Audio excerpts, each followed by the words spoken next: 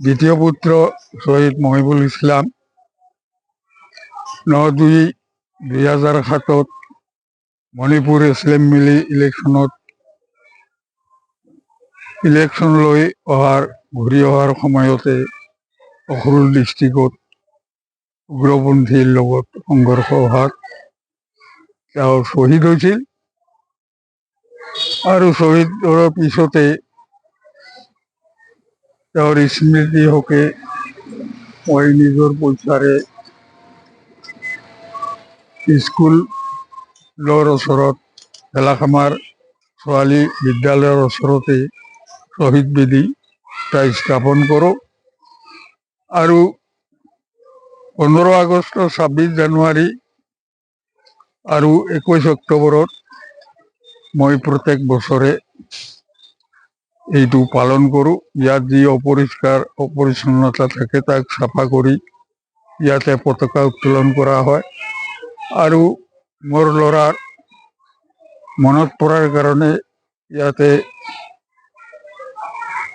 শ্ৰদ্ধাঞ্জলি জনাওঁ আৰু মই জীয়াই থকা পৰ্যন্ত আমি স্বামী স্ত্ৰী দুয়ো এই কাম কৰিয়ে থাকিম আৰু আমি নোহোৱাৰ পিছত চৰকাৰে কি ব্যৱস্থা লয় এইটো চৰকাৰৰ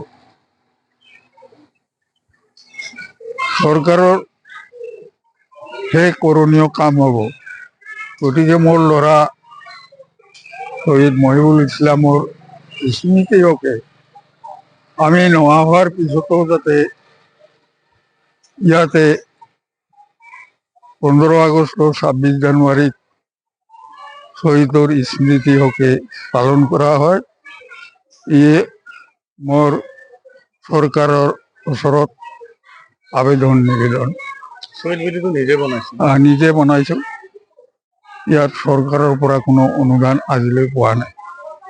আৰু মানে মৃত্যুৰ পিছৰ পৰা প্ৰতিটো অনুষ্ঠান 15 আগষ্টত ইয়াত মানে পতাকা উত্তোলন কৰি স্থাপন কৰে না, মৃত্যুৰ পিছৰ পৰাই শ্বহীদ বেদী স্থাপন কৰাৰ পিছৰ পৰাই 15 আগষ্ট 26 জানুৱাৰী আৰু CRPF প্ৰথম সৃষ্টি হোৱা 21 অক্টোবৰত ইয়াতে পালন কৰা হয় আৰু মই জীয়াই থকা পৰ্যন্ত এইখিনি কাম কৰিয়ে থাকিম আৰু মই নোহোৱা হোৱাৰ পিছত